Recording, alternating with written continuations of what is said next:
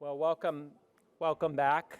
And again, as Bill said earlier, what a joy it is to be among so many people who share this area of passion and advocacy and work. We're just thrilled you're here and hope it's been a fruitful day for you. I want to welcome you to our second plenary of the day, Disability Centering Worship and Prayer as Spiritual Practice. And I think you are in for a treat. This is an interactive session as well, where our presenters will share insights from a multi-year project focused on creating a resource for Christian worship informed by research that's collaborative and qualitative and involves writing by a group of disabled and non-disabled pastors, scholars, and faith leaders. And so we're excited about that. This will be a chance for them to reflect on and creatively engage this work as spiritual practice. So I'll briefly mention our four presenters. There's much more information in their bios online. We have two joining us in person, two joining us virtually. Kyle Austin Stevenson earned his Master's of Theology with a focus on liturgical studies from Columbia Theological Seminary and will begin a doctorate of philosophy at Fordham University in 2023, as Kyle's joining us on Zoom. Bekah Spurrier is Associate Dean for Worship Life and Assistant Professor of Worship at Columbia Theological Seminary, joining us here in person. Sarah Jean Barton is Assistant Professor of Occupational Therapy and Theological Ethics at Duke University and is joining us virtually through Zoom. And Bekah, Maren Anderson, serves as Director of Pastoral Care and Community Connections for the Julian Way and is co-chair of the United Church of Christ Disabilities Ministries Board. Join me in welcoming them.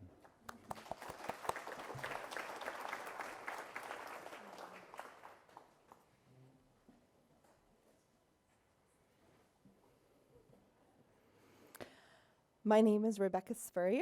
My pronouns are she, her.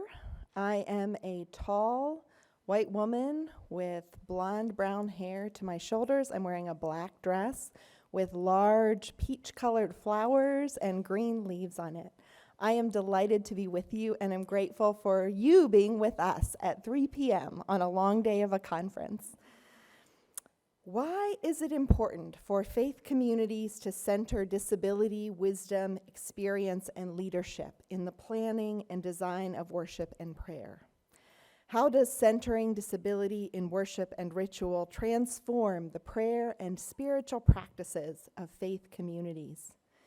In this presentation, 4 of us will share some insights from a multi-year project still in process that has the goal of creating a published resource for Christian worship to be available next year, I hope. So first, I'll start by talking about some of the goals and approaches of the project, including the formation of collaborative teams and our work with texts. Then, Sarah Barton will share more about our interviews with disabled Christians. Third, Kyle Stevenson will talk about an emphasis on intersectional and ecumenical approaches to the project, and also about a resource that serves disabled clergy. And fourth, Bekah Anderson will share about the vital importance of disabled authors creating resources that emerge from and are designed for the disability community. And finally, in table groups, we will give you opportunities to engage a selection of prayers created by some members of the group. As we begin, I invite you to occupy this space and time and the online spaces from which you are joining us in a way that makes sense for your body-mind. To sit or to stand, to roll, to roam, to sit or lie on the floor, to move in and out of the space as necessary, to make use of fidgets, to doodle, and to create art during the presentation. Please engage in whatever practices make sense for your body-mind. And if you experience any barriers to access, let us know. I also want to say there are scripts, some printed copies of this script on the table for those of you who would find it helpful to follow along. There are both 12 size point and 18 size PowerPoint scripts, and the scripts are also online in the shared Google folder. So if you want to access them there and engage them on your devices, or if there's something we say that you didn't have a chance to write down or you're not sure about a name, you can always go back and access them at that time.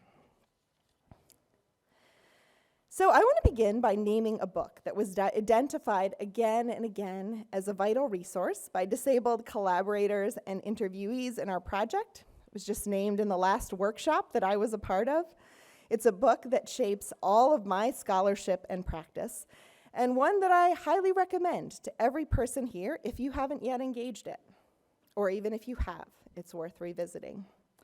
This book is The Disabled God by disability theologian and sociologist of religion Nancy Eastland. Eastland argues that, quote, body practices of inclusion, unquote, require, first, acknowledgement of and accountability for harm. 2, centering the experiences of people with disabilities. 3, transformation of theological symbols and norms, such as our names for and images of God.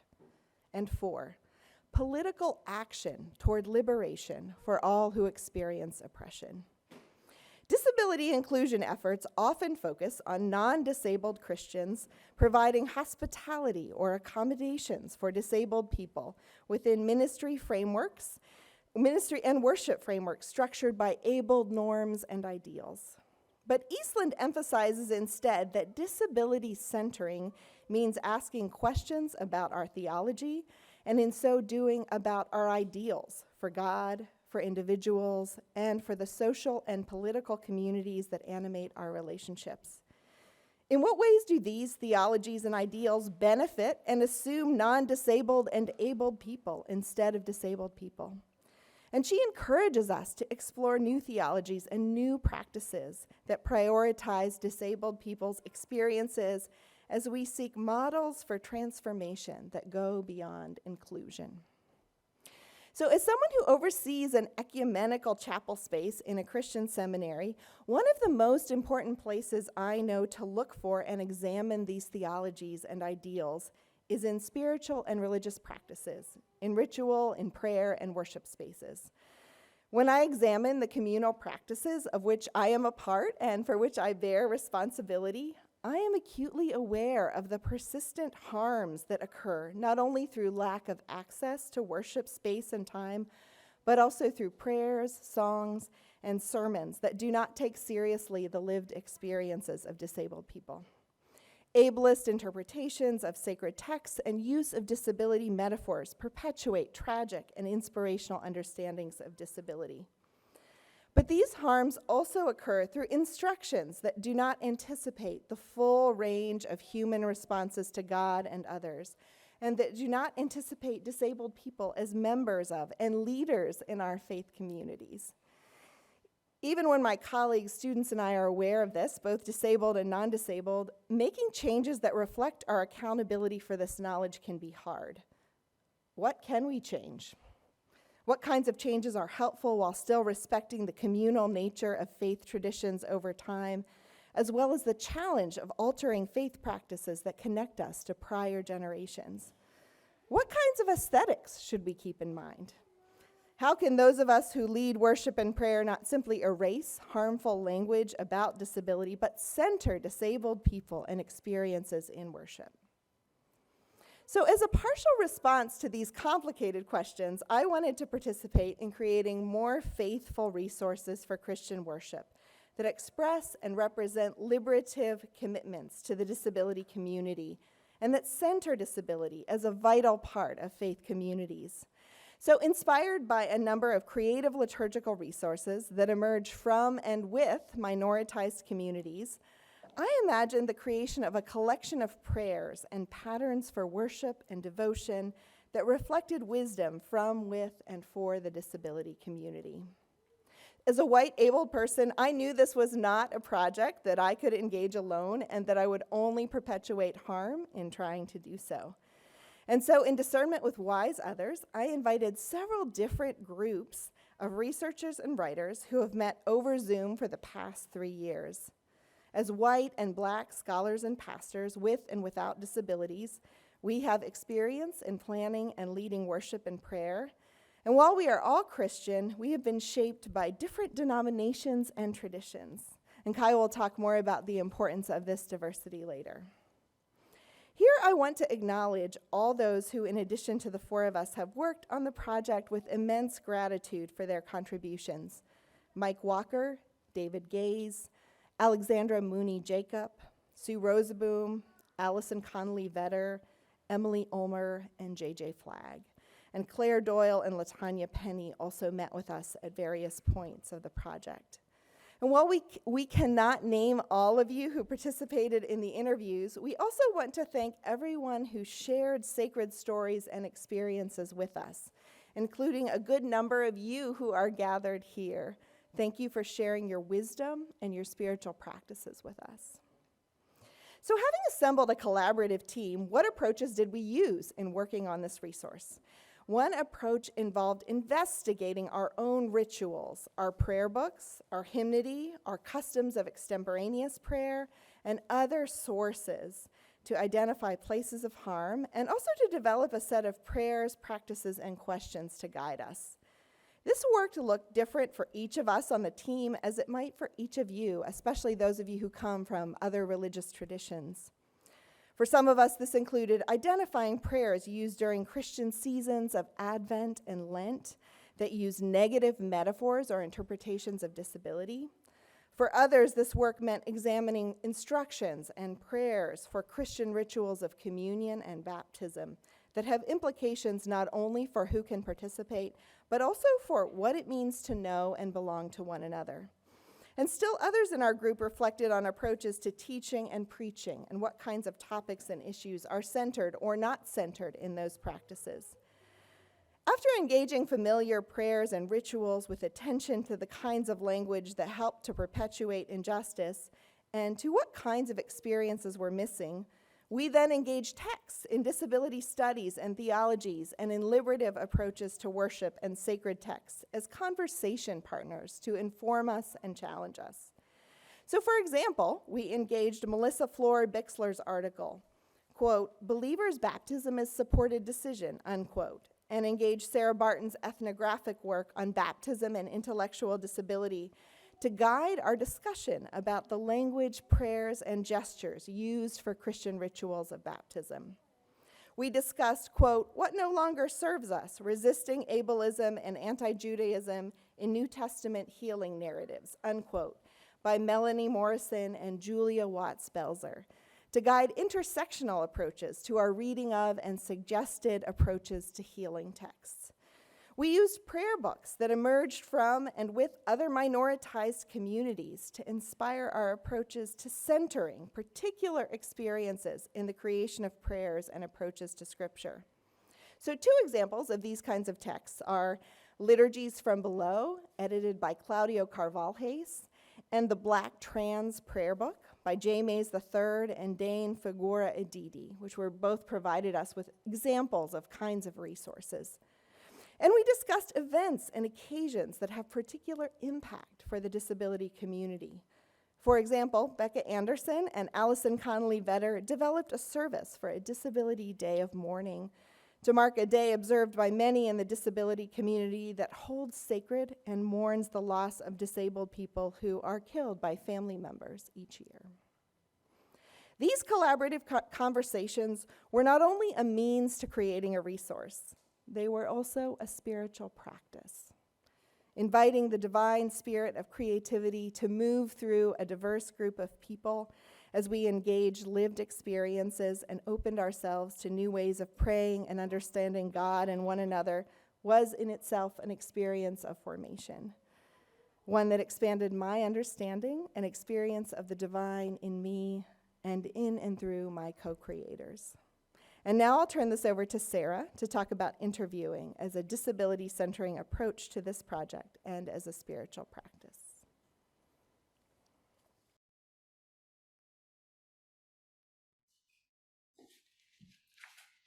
Thanks so much, Rebecca, and thanks everyone who's here in Texas in person and also online.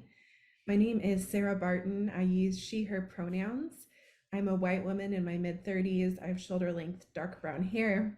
I'm wearing an orange top with dark blue flowers today.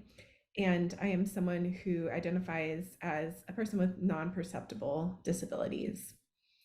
So today, I first want to discuss with everyone about how we went about collecting stories, perspectives, and reflections on worship and prayer from disabled Christians, including our approach to data analysis once we had all these interviews.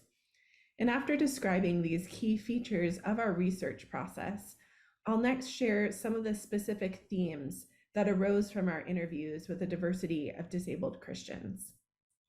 Our hope is that in sharing some of these specifics, you might be provided with practices to take back to your own context, whether you are in academia, a religious or community organization, or a congregational setting. In order to center the perspectives of Christians with a variety of disability experiences and identities, our team chose to engage an approach of qualitative research. This means that instead of assuming that our team's own hunches and preferences related to anti-ableist worship might be widely applicable to all disabled Christians, we waded into this project expecting to be surprised and challenged by the expansive experiences of a broader group of disabled Christians from all across North America. I would characterize our research process as one of phenomenology.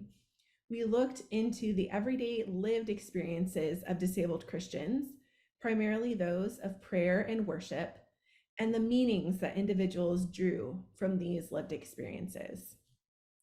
In order to start this research process, our team put together an in-depth interview framework that explored open-ended questions related to Christian worship and prayer.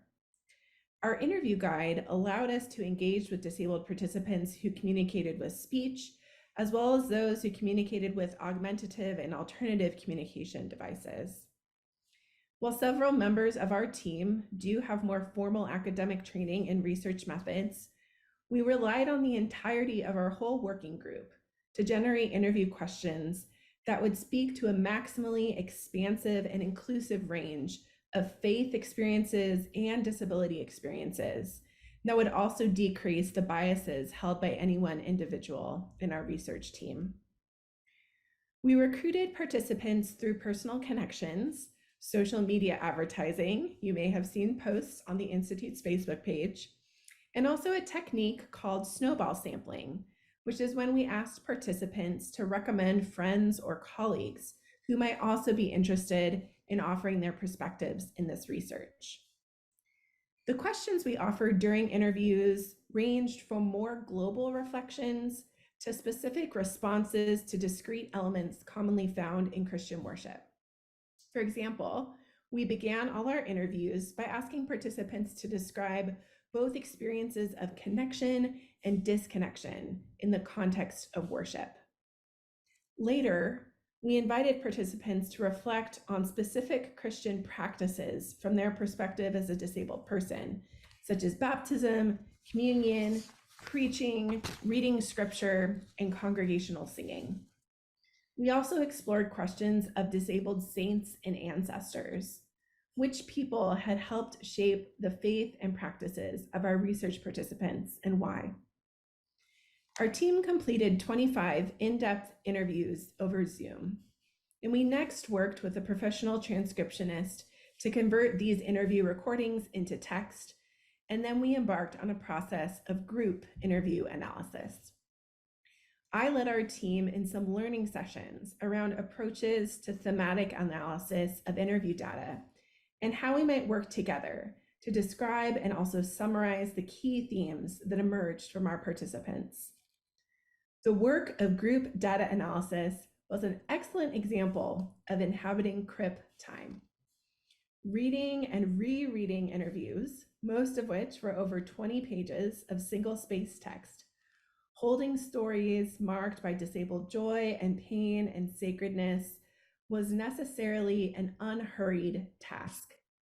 It required each of us to approach the interviews with a flexibility around our assumptions and experiences of ableism in worship, as well as our own preferences related to prayer and liturgy. Reading interviews that presented conflicting perspectives required us to honor and hold varied stories in gentle tension. The creative flexibility required in carefully reading our participants' stories reminds me of Ellen Samuels's description of crypt time as broken time. Data analysis was a process where our team was invited to break with efficient, rushed notions of just getting the job done, and instead paying attention to surprises and discomforts that arose in our body minds as we reviewed the interviews, honoring these experiences with breaks and rereadings and even new ways of thinking. After individually reviewing the interviews, we came back together as a research group over Zoom and took turns carefully naming and explaining the core themes that had surfaced for us from each interview.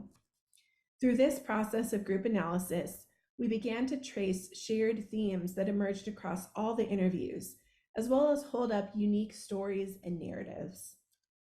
We also processed how our own disability or abled experience, our ages, our gender and racial identities, and our own denominational affiliations affected our engagement with the data. Overall, our team identified 14 distinct themes that arose across the interviews, which I'll share with you now in a roughly alphabetical order, and mention again that this script is available on the Google Drive. The first theme was a theme of access. The second, a theme of belonging. Third, a theme of communion, especially the importance of this ritual for our interviewees' experiences in worship. Next, the theme of consensual and also non-consensual participation in worship and prayer. Another theme was the affirmation that the disabled God is with and for disabled people. There was a theme of disability as and in the ordinary, a theme of church harm, a theme of creative fluidity and freedom in worship contexts, a theme affirming God as creator of disability and disabled people, the image of God, a theme recognizing the importance of disabled leadership and representation, the theme of interdependence and relationality, a theme of intersectionality, and finally, the central importance of worship music. Before I turn this over to Kyle, I want to close this portion of the plenary by exploring together one example of how these themes inform the prayers and other liturgical elements that have emerged from this project. One particularly difficult and harmful text for some of our interviewees was identified as Isaiah chapter 35, a text often referenced in Christian churches during the season of Advent. In Isaiah 35, we hear about a future reality where disability seems erased. Verses 5 and 6 in the New Revised Standard Version of the Bible read, quote, "Then the eyes of the blind shall be opened, and the ears of the deaf unstopped. Then the lame shall leap like a deer, and the tongue of the speechless sing for joy. For waters shall break forth in the wilderness, and streams in the desert," end quote. In contrast to our interviewees' emphasis on the need for disability representation, we see in this excerpt from Isaiah 35 that access comes through the removal of disability.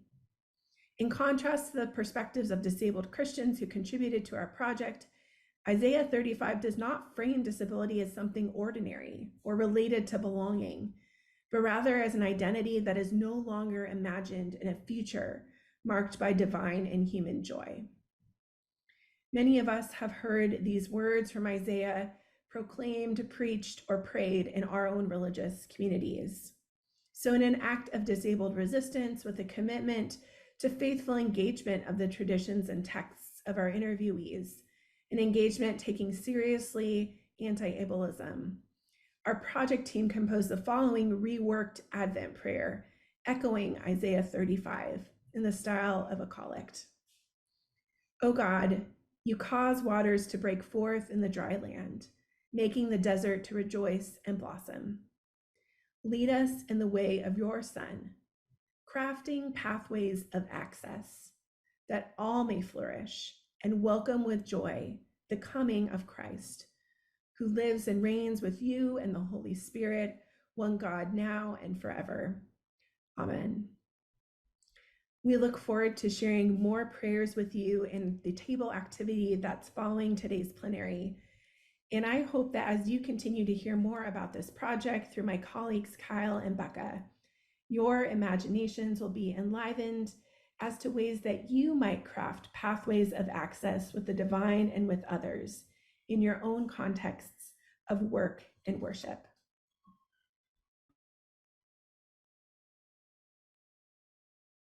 Hello, my name is Kyle Stevenson. I use he, him. I am a black man. I'm wearing a yellow polo. And I'm sitting behind a bookshelf of books. One of the challenges of creating a disability-centering resource for Christian worship is that Christian practices of prayer and preaching differ across denominations and cultures. In some cases, practices may be similar across many kinds of Christian traditions. For example, how we invite people to stand at certain points of the service, privilege standing as the most sacred and the normative posture for reverence, even if we add, if you are able. Disability theologians and liturgical scholars invite us to think about invitation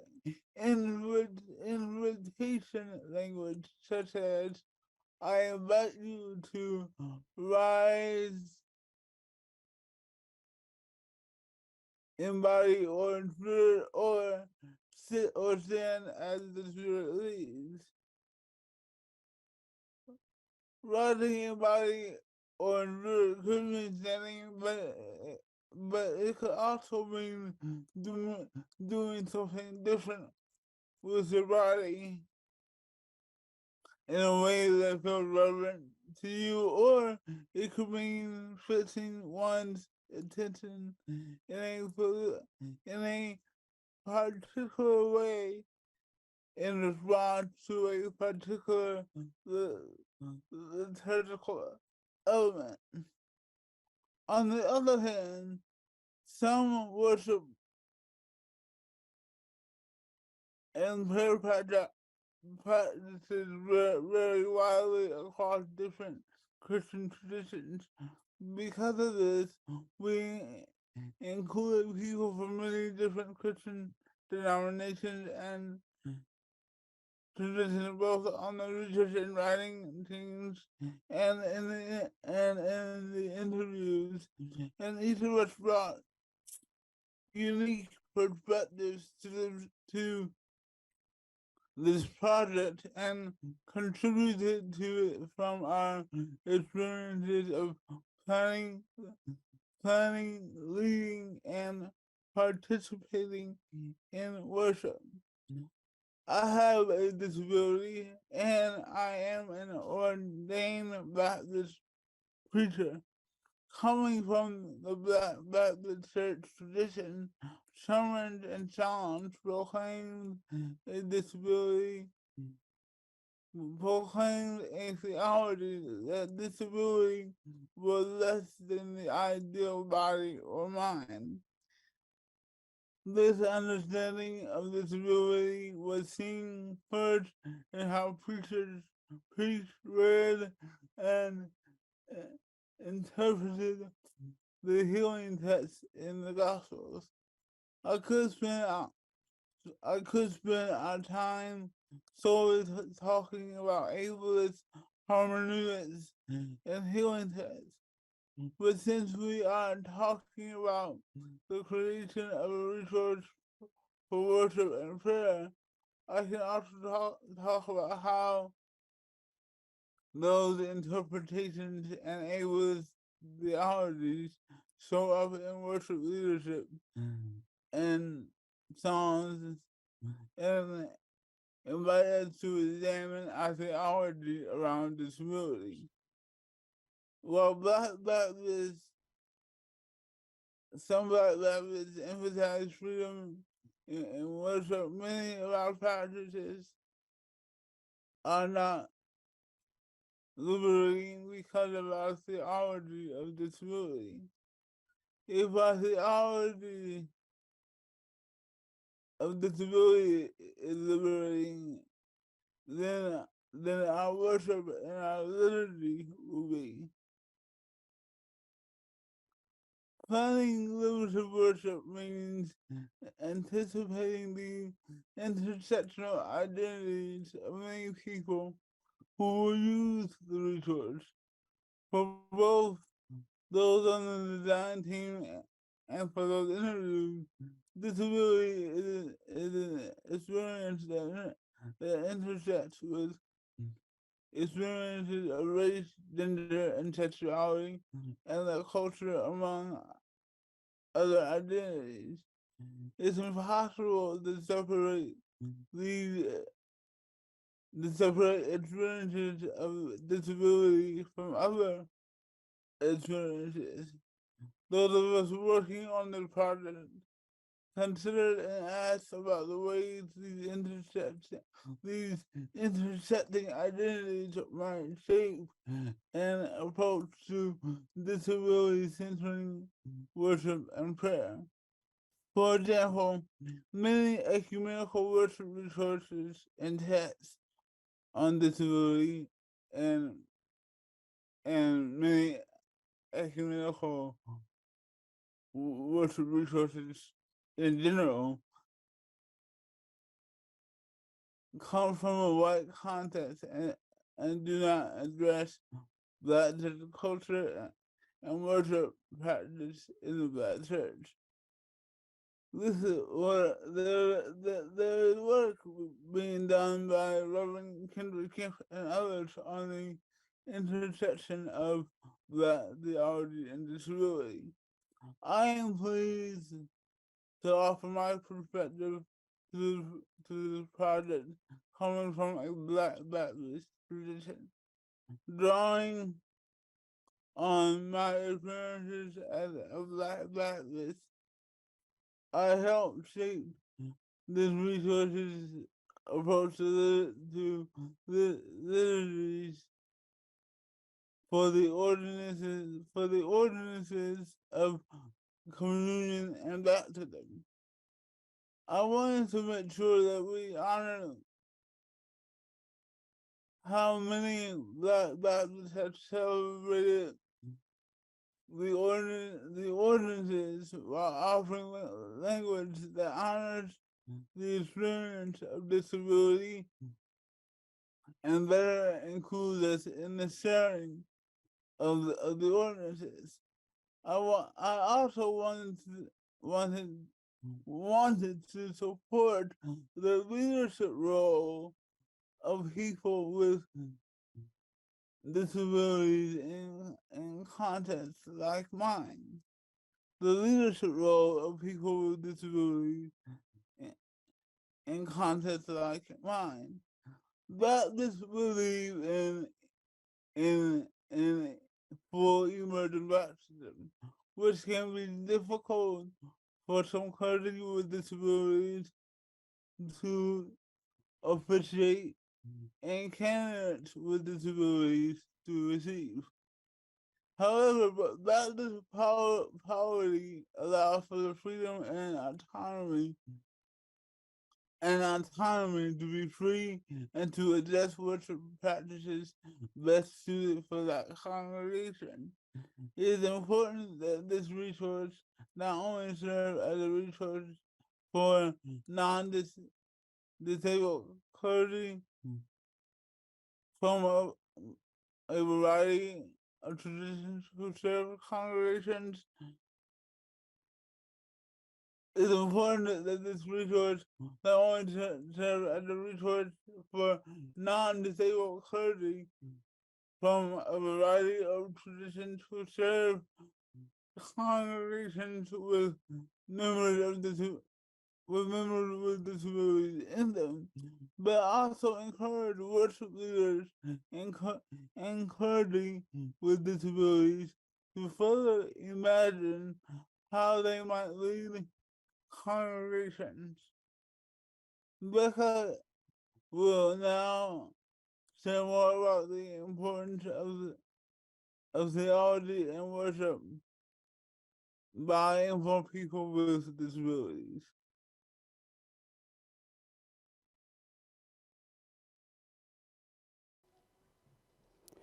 Thank you so much, Kyle. My name is Bekah Maren Anderson. I use she, her pronouns. I am a white woman in my late 20s with shoulder-length dark blonde hair. I'm wearing a blue dress and thoroughly delightful rainbow sandals. And it is so good to be here with you all. I'd like this time, 35 minutes into our plenary, to reiterate Rebecca's earlier invitation to occupy this space however you need to take some time to move, to settle in a little more comfortably in your chair, whatever you need to do in this space. So as Kyle said, for my portion of this plenary, I want to talk to you about what it means for disabled writers to design and create for the disability community. And to do that, I need to tell you a little bit about me and a little bit more about Nancy Eastland. Reading The Disabled God changed my life. Before reading Eastland, I was a young disability activist trying to figure out how to apply my newfound understanding of ableism to church and worship. I could name the physical inaccessibility: stairs up to the chancel, printed words without an accessible alternative, lack of elevator.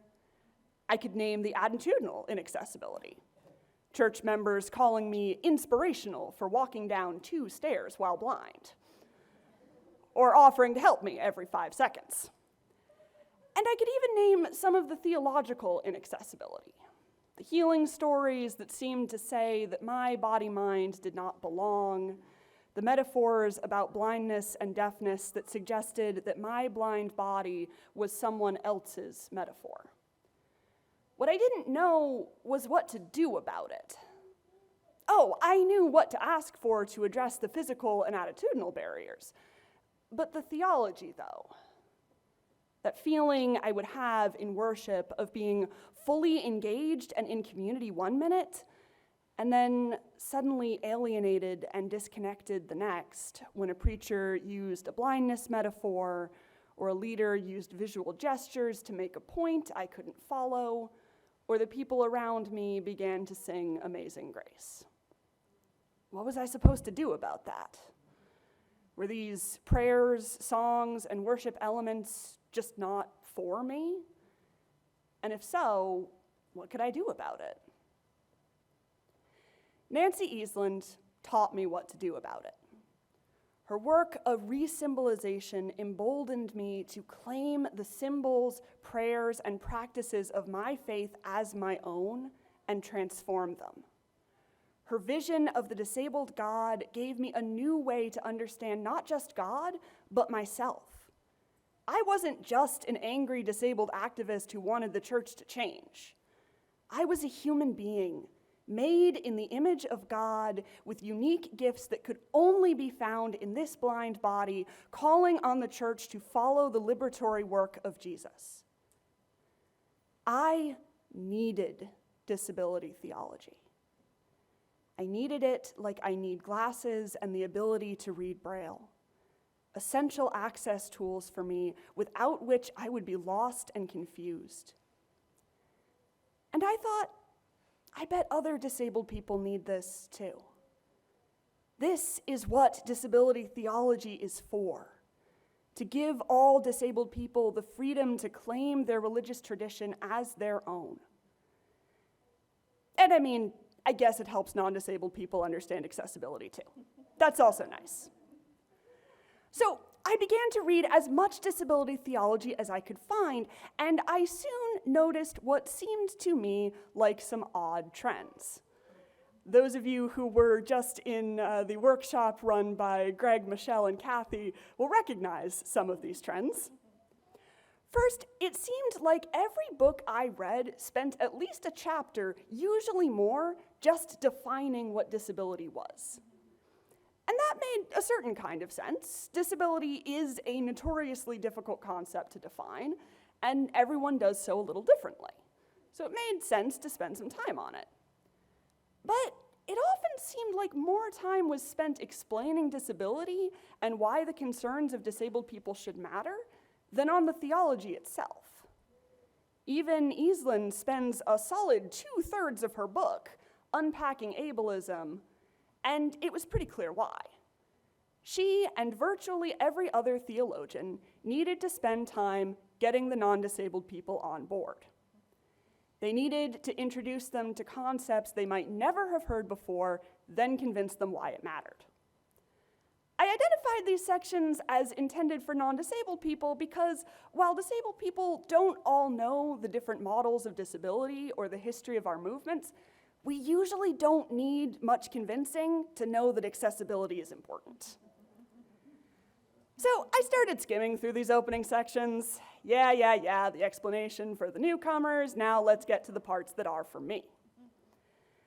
The next thing I noticed was that a great many of the writers I was reading were non-disabled. And with all due respect to those writers, many of whom I admire, I found this really, really weird. In what other discipline about a marginalized group do you find so little work being done by members of that group? Many of us have asked this question in private for many years. Now, these writers had some wonderful, insightful, well-reasoned points to make, and they drew from their experiences working and living with the disability community. But they didn't have the prophetic quality of Iceland. The knowledge gained from transforming your spirituality through the medium of your own embodied experience, it was that disability theology I craved. And for many years, it was hard to find.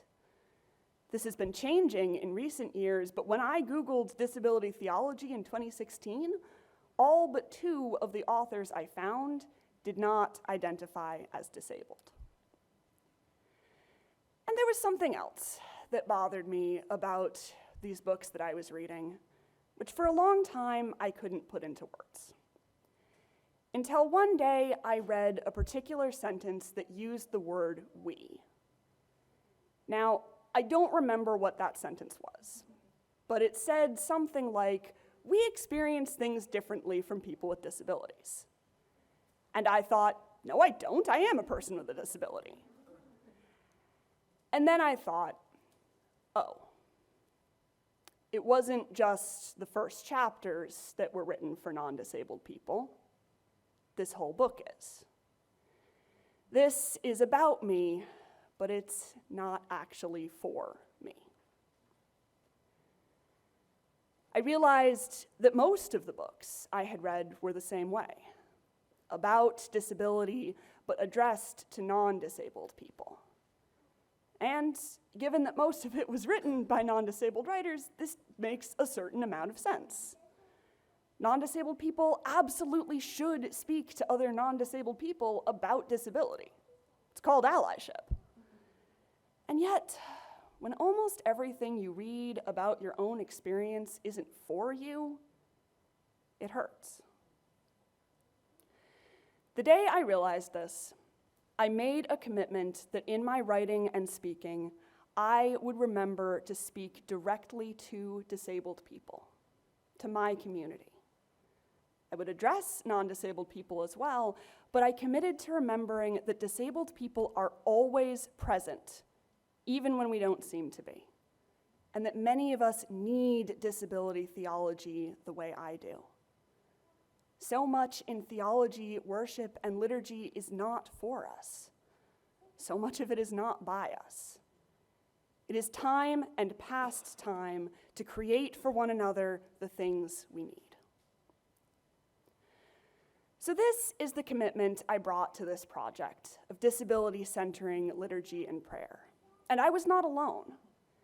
I was brought into this project as a writer about a year ago, and the cohort of writers who joined with me, Allison, Emily, and JJ, all shared a commitment to writing not just about disability, but to the disability community.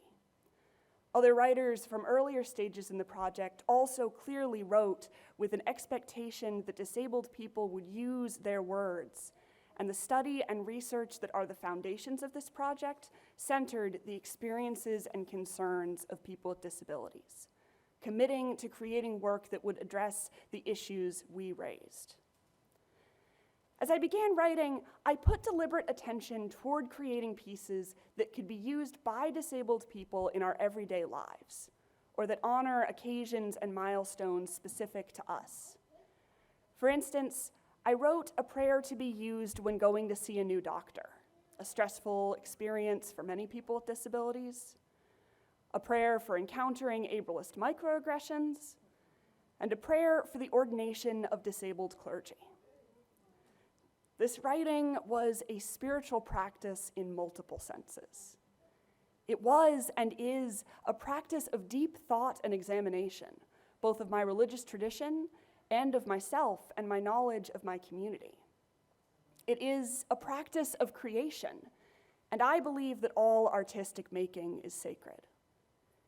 And especially, it is a practice of love, creating prayer and song that can belong to my beloved disability community. And now, following my own commitment, I will speak to that disability community gathered here and online. Because, my disabled siblings, this project is for you. This project and this process, this practice are for you. It will be useful to non-disabled people too, and that's a wonderful thing. But never forget, it is yours. The writing that came out of this project comes from stories, wisdom, and embodied knowledge like yours. It was written to claim and reclaim worship and liturgy as our own because we have as much right to it as anyone. And beyond any words we have written, this process is yours too. You have the power to claim your tradition as your own, to rewrite what doesn't fit, to create what has never been, to transform and re-symbolize and imagine. In Kathy, Greg, and Michelle's workshop, we just had a spiritual experience redefining disability theology. And that is the kind of spiritual experience we can have whenever we choose to engage in this work. This project is yours. This process is yours. And your own traditions are yours, no matter how many pieces of them deny you.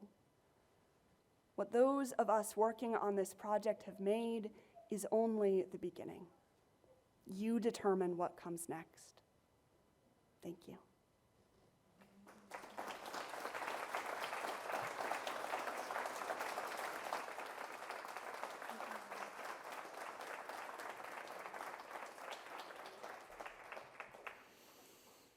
Amen. Thank you to my co-presenters. Thank you, Bekah, for that powerful call that closed the speaking time of our plenary. And now we want to invite you to engage some of the prayers that were written for this resource. So on your tables, you should find copies of this ITD Plenary Community Day 2023 table discussion sheet. And I will read the first step one so that we can all hear it spoken into the microphone, and then we'll invite you to engage around tables or in breakout rooms if you're online. We understand that gathering and all speaking in a room like this can be overwhelming for some of us and cause sensory overload. So there is a table in the chapel that will be much quieter if a few of you want to leave and go to the chapel space and work at a table there. And there's also other spaces outside of this room. So feel free, if it feels too much, too noisy in here, to choose another space. Also, if you do not want to talk to the other people at your table, Just read and reflect on your own and let them know that that's what you need at this moment, is not to talk to them. And that is also fully acceptable. So now I'm going to read step 1. Review the titles of prayers below and choose one or more prayers that interest people in your group. Invite one or more volunteers to read the prayers aloud. Share how they make you feel through words, an image, or a gesture. What parts of these prayers resonate with your experience? What helps you understand the divine and others in a new way? Are there prayers that feel strange or difficult to you? Are there ways you could adapt them or use them as a model for use in your own spiritual life and in your faith tradition? Then there's a second optional a spiritual practice for this time or another to create a prayer with some prompts. If some of you want to move right to the creative stuff, do that. Otherwise, you can do that if you have time, or just take it home with you for another practice at another time. Now I invite you to begin, and if you have any questions, just raise or gesture, and I'll come around and talk with you. Thank you. I think you have about 20 minutes to do this.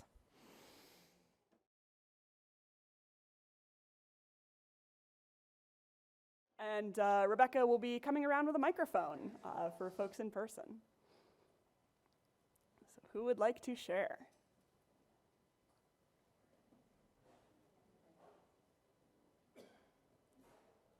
Does Rebecca have said microphone? Can anyone see?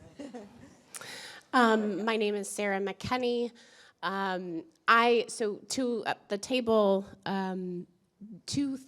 primary thoughts that really hit all of us was, one, those of us with disabilities ourselves, having these prayers that already are outlining some of our thoughts and our feelings and our experiences were really helpful when you're in the middle of the crap and you don't necessarily have the words to articulate how you're feeling or what your prayer really is, and having that prayer already there for you, so you don't have to articulate what's on your mind, because sometimes all you can see is crap, and you can't figure your feelings or your emotions or your thoughts out.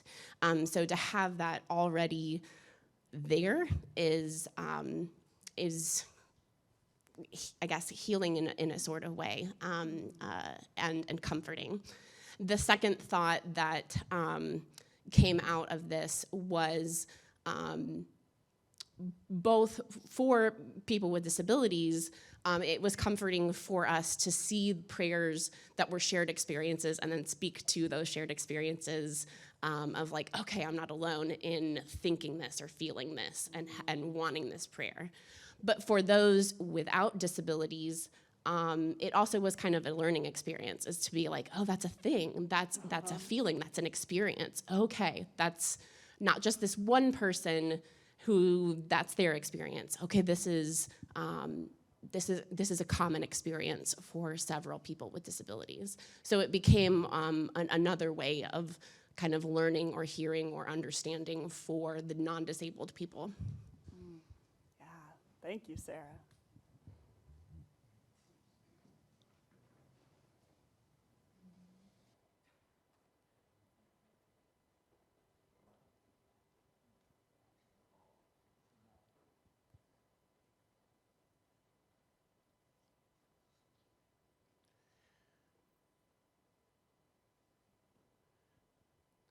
Hello?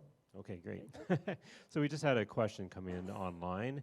The question is, have similar efforts been given to prayers written by children?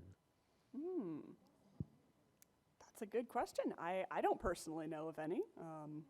Rebecca, Sarah, Kyle, any of you know any of those? I don't. I do know that there are currently some Lilly-funded grants focused on children in worship. So these kinds of things might be coming out. Yeah, there's a whole focus on children in worship.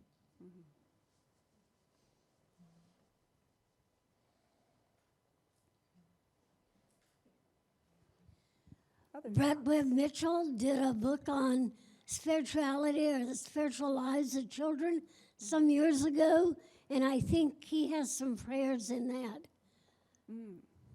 Very cool.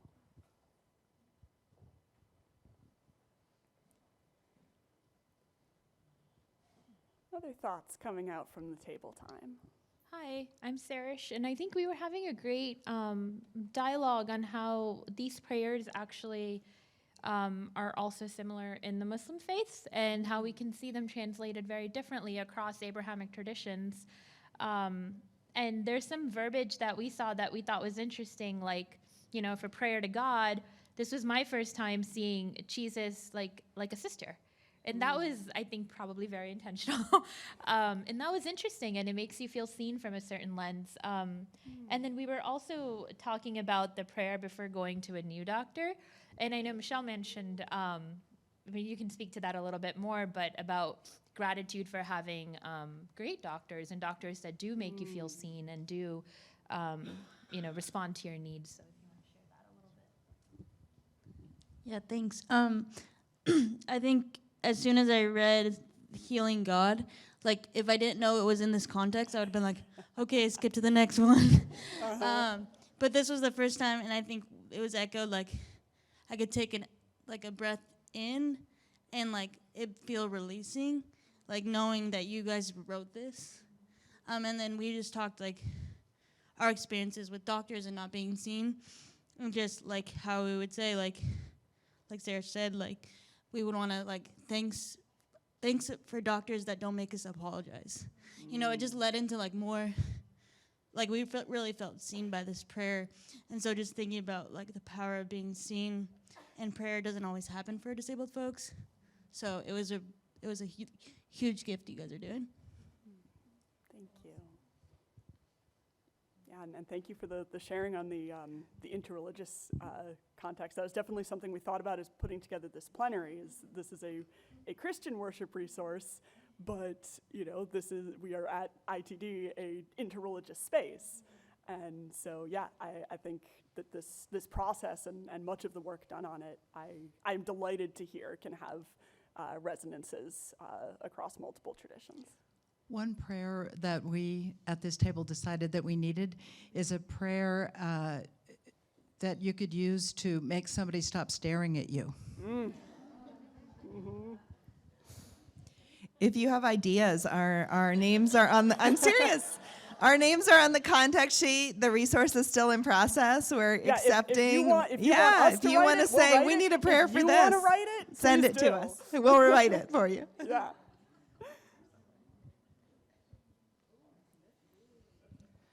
Hi, I think you mentioned earlier extemporaneous or spontaneous prayer too, so I'm just curious of how you imagine this working in that way, when someone just begins to pray and everybody kind of holds their breath. So just how the team is kind of thinking about extemporaneous praying. Yeah, Rebecca, did that come up in some of the work that you did in the foundations of the project? Yeah, I think one of the ways we've been thinking about the question of extemporaneous prayer is that many people who pray from extemporaneous traditions are grounded in scripture and preaching as they're praying, right? They are animated by interpretations of texts and situations. And so one of the things we'll have in the resource is some suggestions about preaching particular or interpreting particular kinds of texts that I think can be helpful in grounding and animating extemporaneous prayer.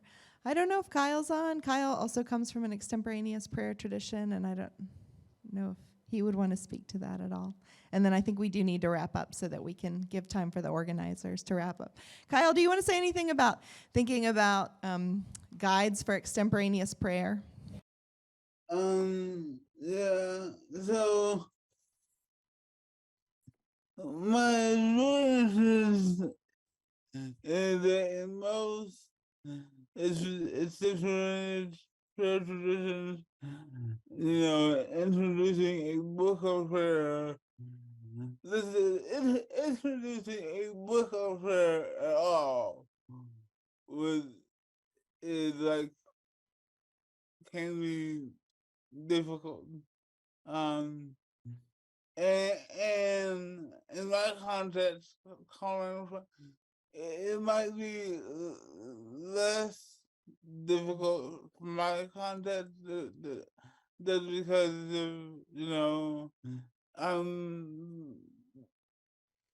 it's led by the church, but it's upper middle class visual about the church, so they might be more receptive of prayers coming from the book.